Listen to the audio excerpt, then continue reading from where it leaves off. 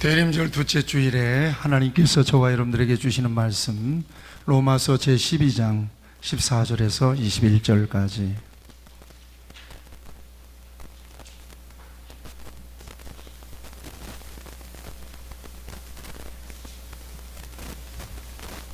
기록된 계시의 말씀을 제가 봉독하겠습니다. 너희를 박해하는 자를 축복하라. 축복하고 저주하지 말라. 즐거워하는 자들과 함께 즐거워하고 우는 자들과 함께 울라. 서로 마음을 같이 하며 높은 데 마음을 두지 말고 도리어 낮은 데 처하며 스스로 지혜 있는 체 하지 말라. 아무에게도 악을 악으로 갚지 말고 모든 사람 앞에서 선한 일을 도모하라. 할 수 있거든 너희로서는 모든 사람과 더불어 화목하라.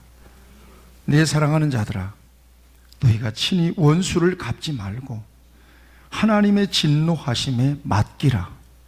기록되었으되 원수 갚는 것이 내게 있으니 내가 갚으리라고 주께서 말씀하시니라.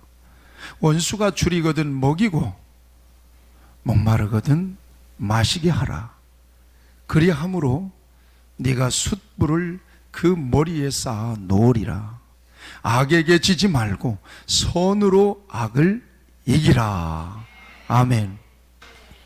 우리 지휘자님께 박수 한번 하시죠. 반주자님께 박수 한번 하시죠. 우리 하나님께 영광의 박수 한번 다시 올려드리겠습니다. 반갑습니다. 아름다운 찬양으로 하나님께 영광 돌리는 우리 찬양대가 더 큰 복과 은혜가 넘치기를 바랍니다. 네, 너무 귀합니다. 자, 오늘은 로마서 본문 말씀을 중심으로 해서 할 수 있거든 화평하라, 그런 제목으로 화목하라, 그런 제목으로 말씀을 함께 나누기를 원합니다. 우리 옆에 분들을 좀 축복했으면 좋겠습니다. 화평하십시오. 네.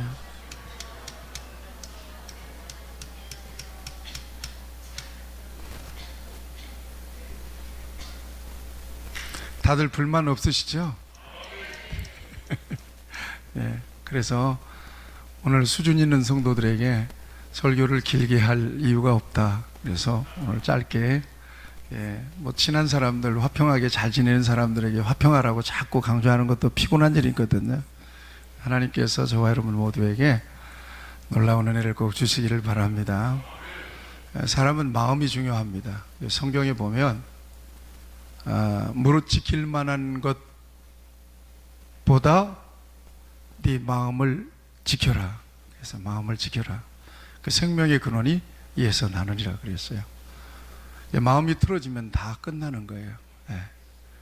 좋은 경치를 속에 있어도 마음이 틀어지면 이렇게 아름답게 보이질 않는 거고요. 산의 진미 가득한 상을 받아도 마음이 틀어지면 그 맛을 못 느끼죠. 좋질 않아요. 마음이 가장 중요해요. 그렇게 마음이 중요하기 때문에 하나님은 언제나 그 마음을 소유하기를 원하세요. 그 마음 중심에 하나님이 계시길 원하시죠. 그리고 그 마음이 그렇게 중요하기 때문에 하나님은 우리 겉을 보세요, 마음을 보세요. 마음을 보세요. 중심을 보신다고요. 예배를 설교할 때 왜 가인의 예배를 안 받으셨는가? 그 마음이 틀어져 있었어요. 마음. 성경이 분명히 말씀하고 있거든요.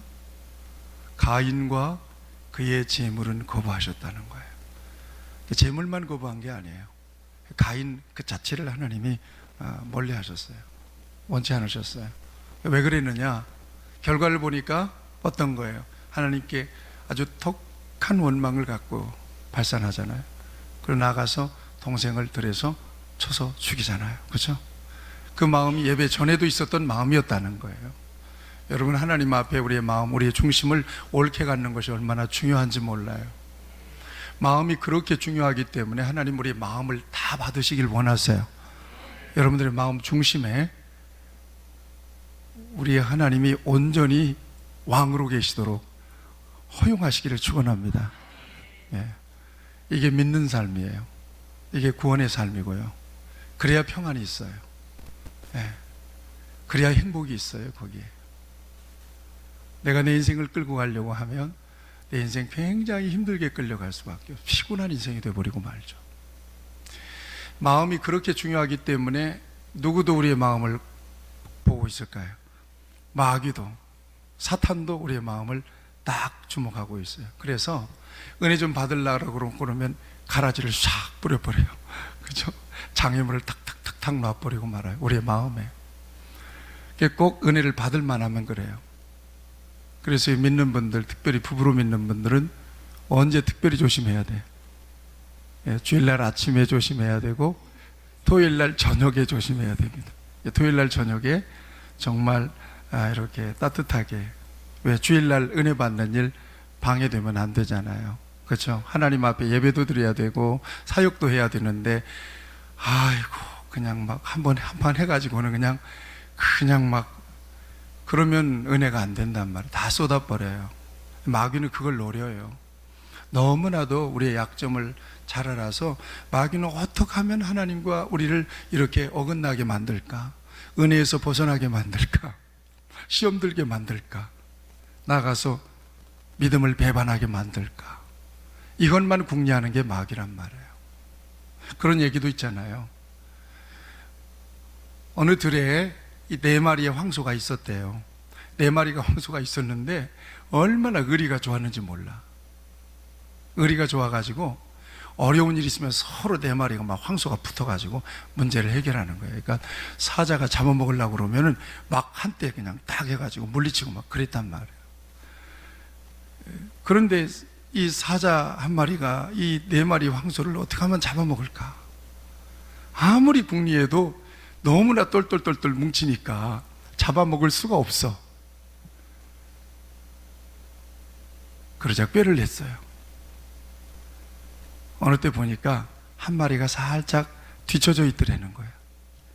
그래서 가서 귓속말로 그 소에다가 얘기했대요. 야, 저놈들이 너 욕하더라. 그렇게 얘기를 했답니다. 그랬더니 자중질환이 일어나가지고 4마리 황소가 서로 미워하고 다투고 싸워가지고는 다 뿔뿔이 흩어져 버렸어. 각자 어떻게 됐겠어요? 한 마리씩 사자가 맛있게 식사를 했다는 얘기죠. 예. 여러분, 마귀가 어디를 노리는 줄 아세요? 마음을 노려요. 마귀 IQ를 딱 컴퓨터에다 넣어봤더니 놀라지 마셔. 마귀 IQ가 520이 나오더래. 520이 나오더래. 뭐 마귀 IQ가 있겠어요? 그런데 그 정도로, 여러분 IQ가 어느 정도나 되시나요? 예? 3자릿수 이렇게 되시는 분 계시나요? 그러니까 웬만하면 마귀한테 다 당한다는 얘기예요. 마귀는 우리의 수를 잘 알아요. 우리의 약점을 너무나 잘 아는 존재가 바로 마귀입니다. 그래서 마음을 딱 점령해버리고 마는 거예요. 그러면 아무것도 귀찮아버려요. 교회도 가기 싫어버려요. 예. 예. 요즘 교인들 속상하고 마음이 상하고 그러면 천당도 안 가버린대. 천당도 안 가버린대. 그런다고 그래요. 여러분 마음을 잘 지켜내시기를 축복합니다. 예수님을 믿는다는 것은 마음속에 누구를 모셨다는 거예요. 예수님을 모셨다는 거예요. 아멘. 믿습니까? 예수님을 어떤 분으로 모세요? 친구로 모세요? 이웃으로 모세요? 아저씨로 모세요? 주인으로 모셨다는 거예요. 왕으로 모셨다는 거예요. 아멘. 이게 믿는 거란 말이에요, 이게. 그래서 예수 믿는 사람은 예수 믿기 이전의 마음과 예수 믿은 이후의 마음이 달라요. 여러분 다르시죠? 안 달라요? 안 다르면 문제가 있어요. 다르셔야 되는데, 예수 믿기 이전의 마음을 갈라디아서 5장에서 이렇게 얘기해요. 예수 믿기 이전이에요. 음행과 더러운 것과 호색과 우상숭배와 술수와 원수 맺는 것과 분쟁과 시기와 분냄과 당짓는 것과 불리함과 이단과 투기와 술 취함과 방탕함과, 여기 더 훨씬 많으니까 또 그와 같은 것들이라 이렇게 처리해버리고 말았어요. 이런 것들이 우리 마음속에 가득하게 있으면 여러분 어떤 삶을 살겠어요? 그러니까 예수 안 믿으면 궁극적인 평화가 없어요. 예수 안 믿는 사람은 대단히 이기적이에요. 대단히 세속적인 삶을 살아요. 육신의 본능만을 위해서 사는 존재가 바로 불신자들의 삶이에요. 우리가 옛날에 예수 없을 때는 그렇게 살았어요. 그렇잖아요.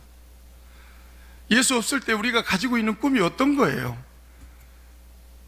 스펙을 늘리고 재산도 증식하고 관계도 늘리고, 그야말로 성공의 기준이 어떤 거예요? 돈 많이 벌어서 인생 역전시켜 버리는 거예요. 여러분들은 안 그랬어요? 예수 믿기 이전에 그렇단 말이에요.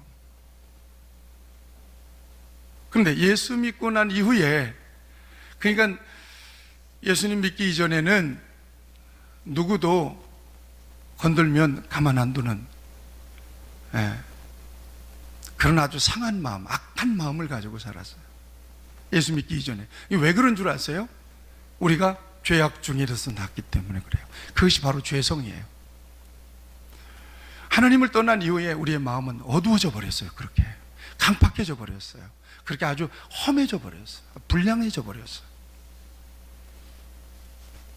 범죄한 이후에, 창세기 이후에, 3장 이후에는 세상이 깜깜해지잖아요. 막 살인, 분쟁 막 이런 것들이 엄청나게 오잖아요. 이게 다 인간들의 죄성 속에서 나오는 것들이에요. 그런데 예수님을 모시고 난 뒤에는 달라요. 성령님 우리 안에 계시고 예수님이 우리 안에 계셔요.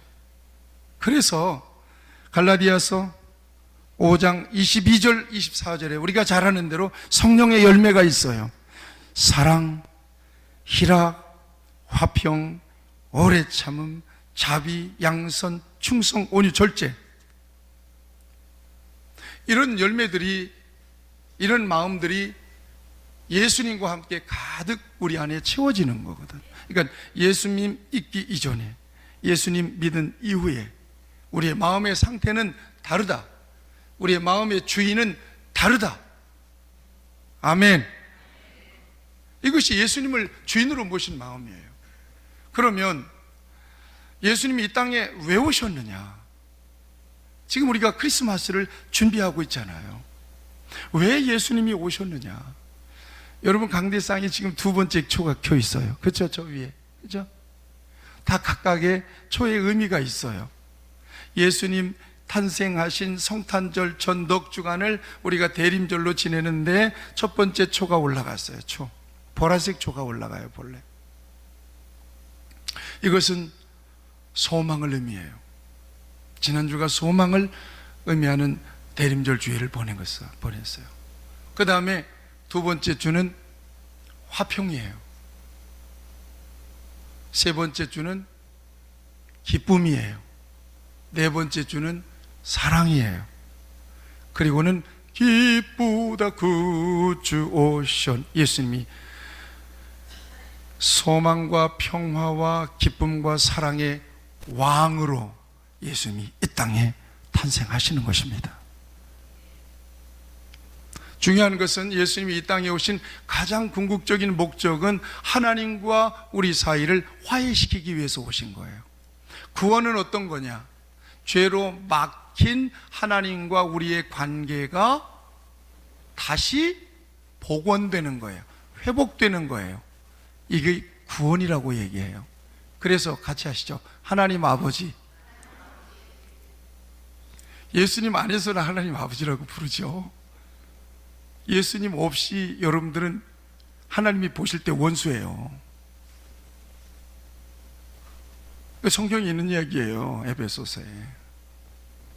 너희가 전에는 어둠이었더니, 전에는 우리가 어둠이었어요. 어떻게 감히 하나님을 아버지라고 불러요? 그런데 우리 안에 주님이 계시기 때문에 하나님을 아버지라고 불러요. 그렇게 회복되었어요. 그는 화평이신지라. 에베소의 말씀에 그는 화평이신지라. 중간에 막힌 담을 허셨다는 거예요. 예수님께서 이 땅에 오신 목적이에요. 자기를 대속물로 주시고 하나님과 우리와의 관계를 완전히 회복시키셨어요. 이 일을 위해서 우리 예수님이 오셨어요. 그러니까 예수님께서 이 땅에 오신 가장 중요한 목적은 화평에 있어요. 화평. 하나님과 화평하고 사람과 깨어진 관계가 화평하는 거예요. 그래서 예수 믿으면 싸우면 돼요, 안 돼요? 안 되는 거예요. 싸울 수가 없어요. 우리가 아직 죄인 되었을 때에 그리스도께서 우리를 위하여 죽으심으로 하나님께서 우리에게 대한 자기의 사랑을 확증하셨느니라. 로마서 5장 10절, 곧 우리가 원수 되었을 때에 그의 아들의 죽으심으로 말미암아 하나님으로 더불어 화목되었은즉. 우리가 원수 되었을 때 그러잖아요. 예수님께서 우리를 대신해서 죽으심으로 하나님과 우리가 화목되었다는 거예요. 로마서 5장 11절, 이뿐 아니라 이제 우리로 화목을 얻게 하신 우리 주 예수 그리스도로 말미암아 하나님 안에서 또한 즐거워하니라. 예수 그리스도 안에서 우리가 화목해 되었다는 거예요. 화목해 되었다는 거예요.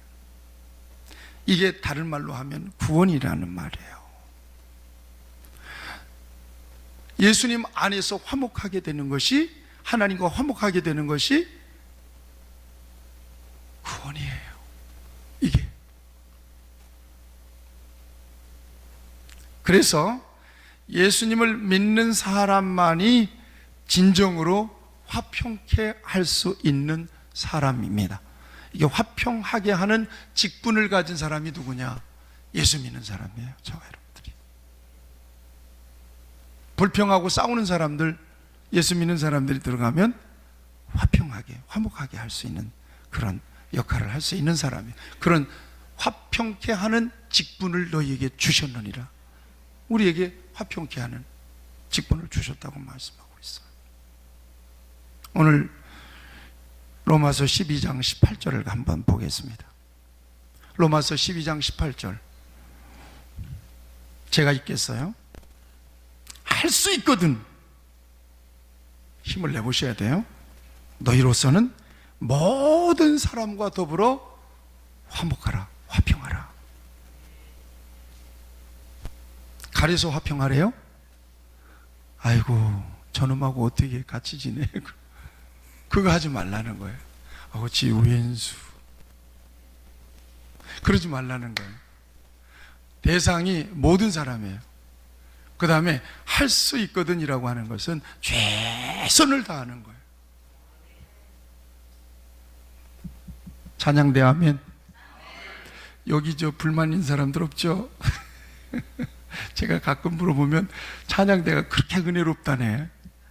아주 은혜롭답니다.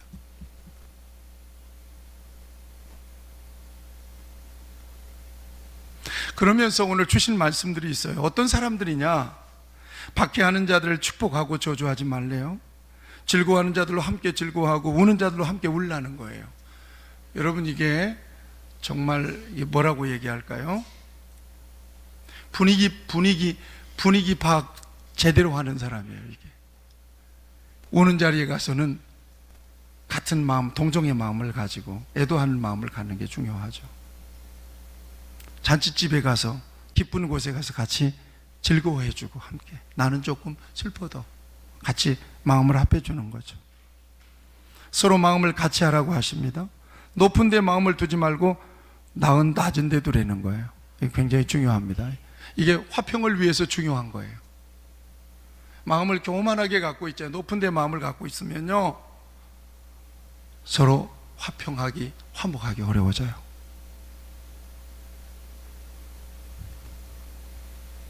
스스로 지혜 있는 채 말라고 하셔요. 아무에게도 악을 갚지 말라고 말씀하세요.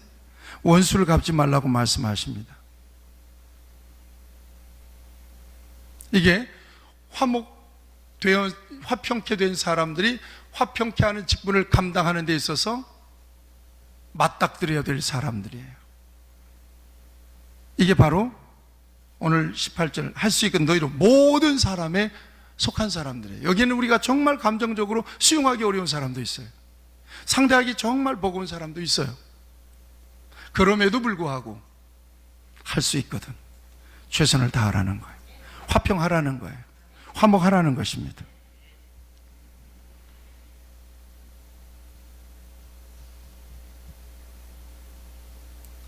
교회 안에서 서로 화목하고 사랑하는 것은 당연한 거죠. 교회는 절대 싸우는 것은 기적이에요. 교회에서. 세상에 나가서도 마찬가지예요. 교회 안에서는 참 친절하고 좋은데 세상에 나가면 정말 돌변하는 사람들이 있어요. 이거 굉장히 신앙을 좀 점검해 볼 필요가 있는 사람이에요. 믿는 사람들끼리는 정말 좋은데 세상에 나가서 직장에 나가서는 정말 완전히 180도로 바뀌는 사람이 있어요. 이거 정상적이질 않습니다. 교회에서도 세상에서도 똑같이 같아야 되겠죠. 그렇죠? 같아야 되죠. 이것이 믿는 사람이에요. 예수님을 모신 사람이 교회 안에서만 주님이 우리 안에 계시나요? 그렇죠? 회사에서도 직장에서도 공장에서도 현장에서도 거기서도 주님이 계시는데요. 그렇죠? 예. 여러분들 가운데 사장 혹시 있으신 모르겠어요. 사장.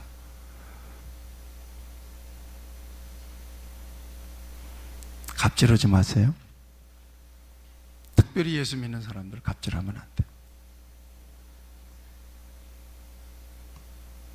친절해야죠. 박 권사님만 아멘 하시네. 아멘. 갑질하면 안 돼요. 친절해야죠. 분명히 예수 믿는 거 알고 교회 다니는 거 아는데 우리 사장은 안수 집사님이래, 우리 사장은 장로님이래, 우리 사장은 집사님이래, 우리 사장은 뭐래 여전도 회장이래. 이게 다 암암리에 정보를 다 알고 있는데 그냥 자기가 사장이라고 모질게 하고 갑질하고 말이야. 응? 월급도 그냥 떼지나서 주고 말이야. 밥 한 끼도 안 사고 말이야. 커피 한 번도 안 사고 말이야. 그거는 믿는 자의 모습이 아니죠. 세상에 나가서도 예수님을 마음에 품었으니까 더 친절하게 해야죠. 응?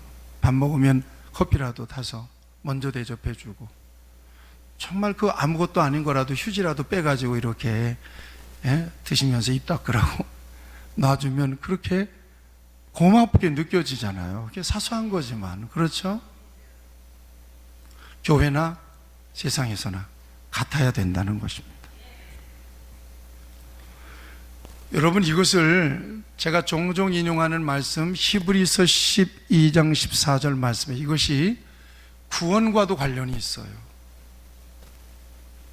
히브리서 12장 14절 모든 사람으로 더불어 화평함과 거룩함을 쫓으라.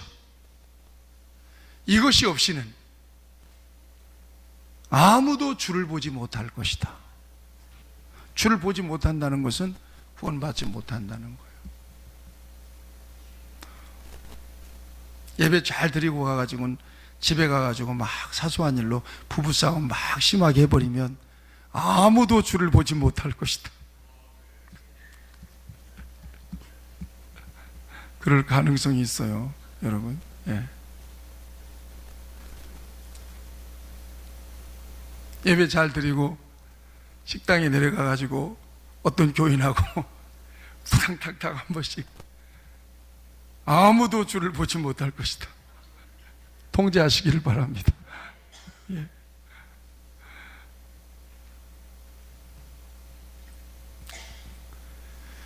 예수님은 화평케 하는 자에게 하나님의 아들이라 일컬음을 받게 될 것이라고 마태복음 5장에서 말씀하고 있습니다. 여러분, 두 가지만 말씀드리겠어요. 이것은 그냥 되는 게 아니에요. 예수님은 큰 희생을 통해서 저와 여러분들에게 화평을 주셨고 화평케 하는 직분을 명령해 주셨습니다. 너희는 피스메이커다. 너희는 피스메이커다.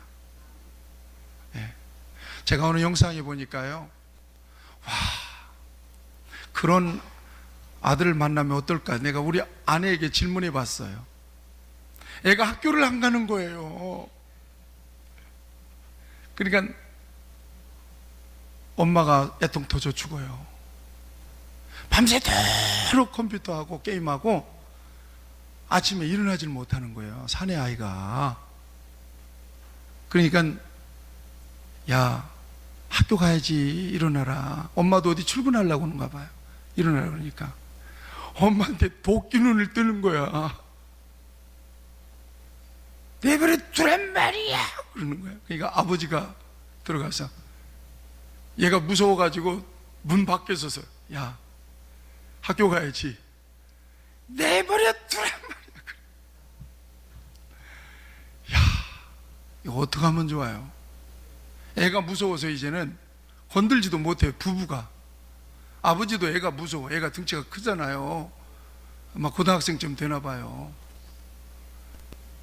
그러고는 자는데 오후 3시까지 자는 거예요. 학교 안 갈 때 이제. 어떻게 하면 좋아요? 그래서 그 영상을 보면서 한 가지 느끼는 마음이, 아, 자식이 부모한테 겨들지 않는 것도 축복이다. 여러분, 그거 축복으로 하세요. 나 같으면 못 살 것 같아요. 노고쪽 파자.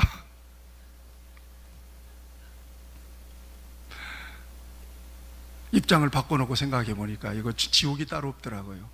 그러면서 우리 아내한테 물어봤어요. 여보, 저런 새끼들은 어떻게 다뤄야 되나?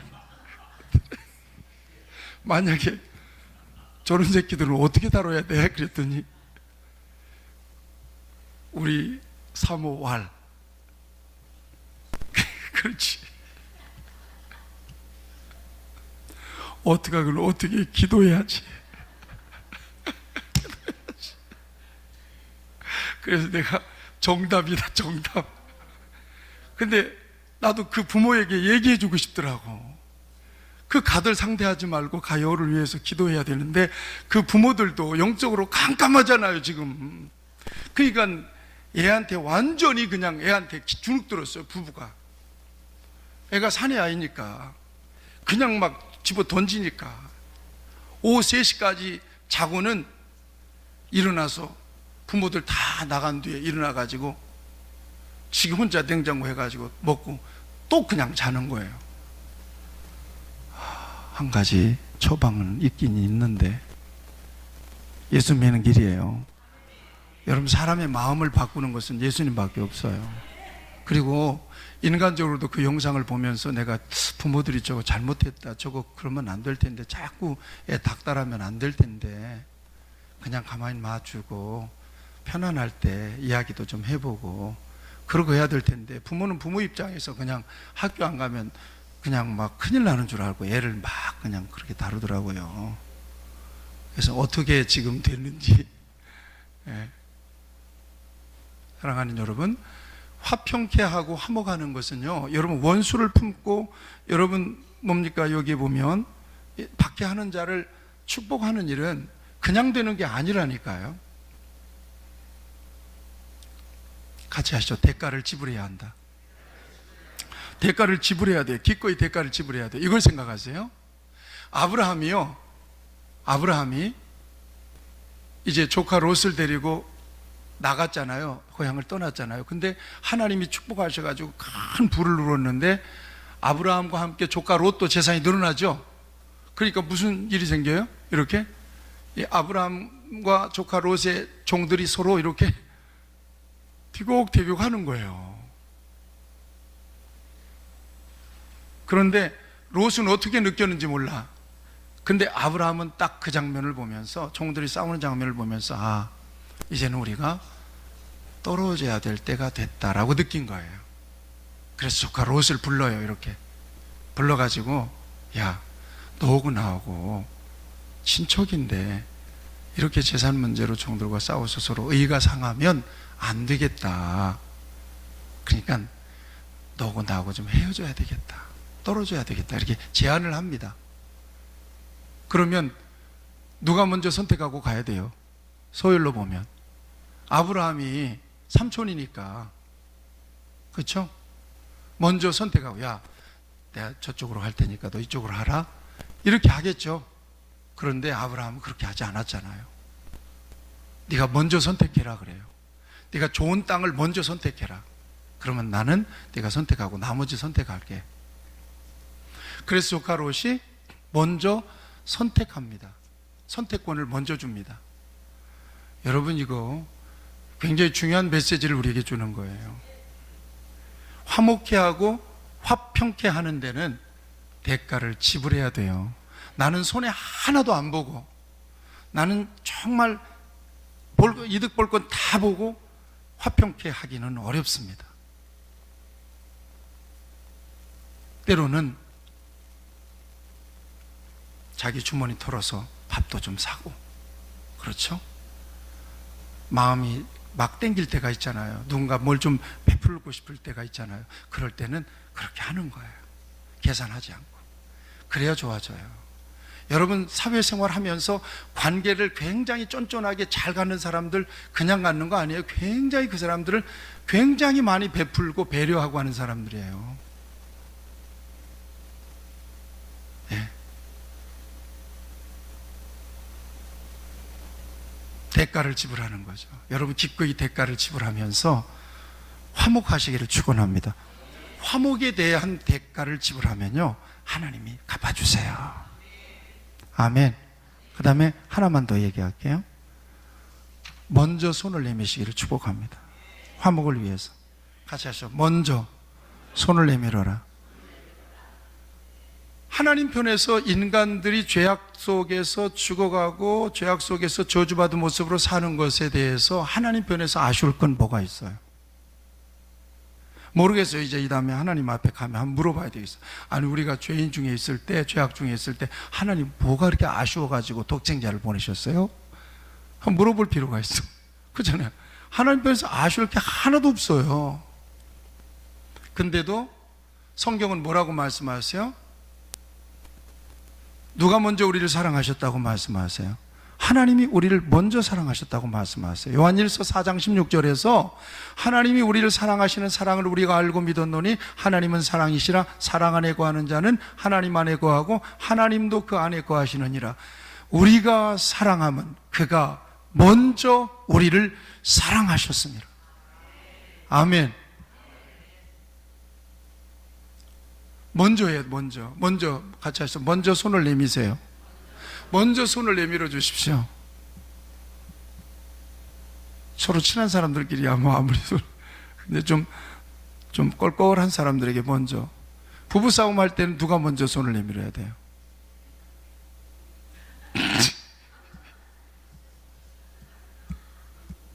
죄송합니다. 우리 가족끼리 있으니까. 김현수 집사님은 누가 먼저 손을 내미시나요?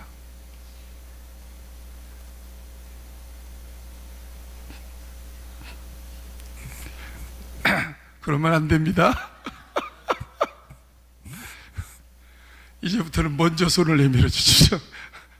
저분은 누가 먼저 손을 내밀어요? 이 집사님.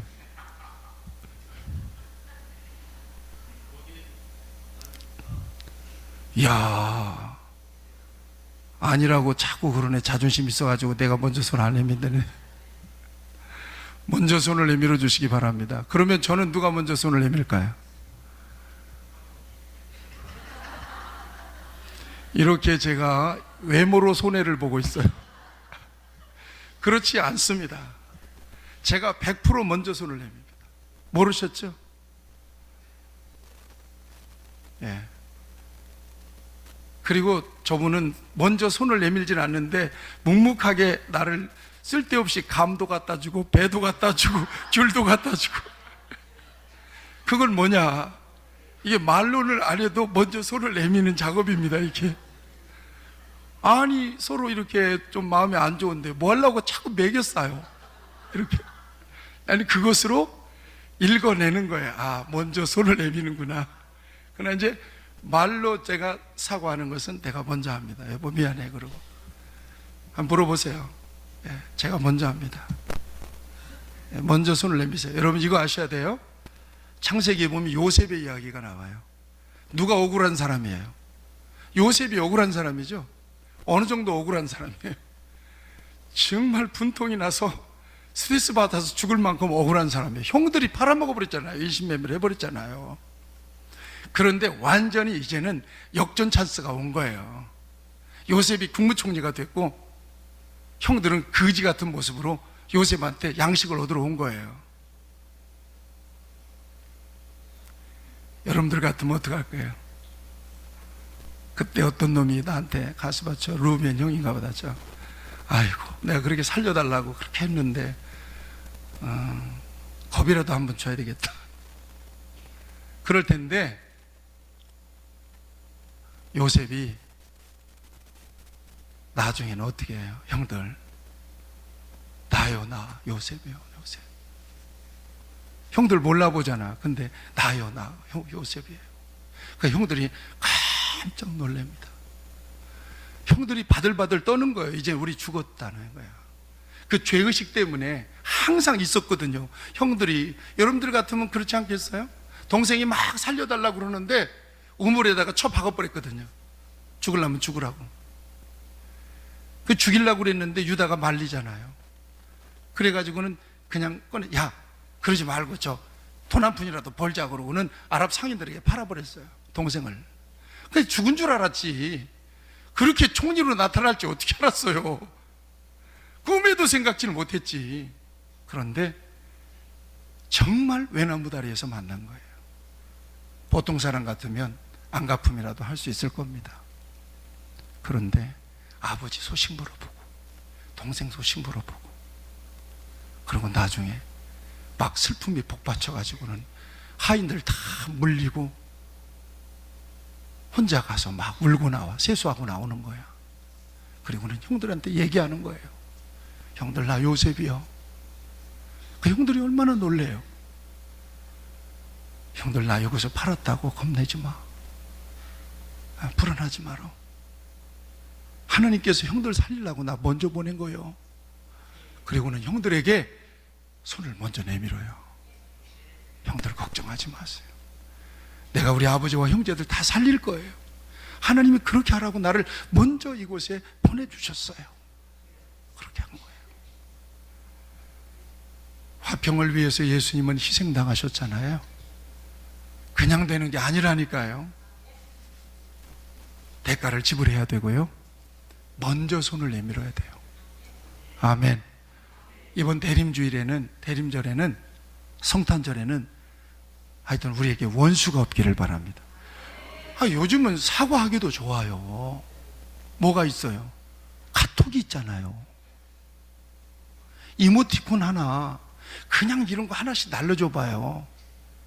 그럼 왜 저리 셀뚱맞게 이걸 발, 저 원수가 나한테 이걸 발. 요즘 별거 많잖아요. 이런 거 막 많잖아요. 그리고는 만나기 전에 온라인에서 이렇게 소통한다는 것은 굉장히 중요한 의미도 있어요. 만나기 전에 내가 이차저차해서 이랬었는데 마음이 많이 안 좋으시죠? 예, 용서하라고. 그 다음에 만나면 난 다 마음 비웠다고 하나님 앞에 얘기하고, 그리고는 이제 서로 소통하고 화해하면 돼요. 그렇게 하시기 바랍니다. 그거 안 하면 누구를 보지 못하리라. 예, 주를 보지 못하리라. 아무도 주를 보지 못하리라. 오늘 화평의 주일에 여러분 모두에게 놀라운 평강, 화목하는 그런 하나님의 도구로 여러분들을 써주시기를 바랍니다. 예, 기도하시죠.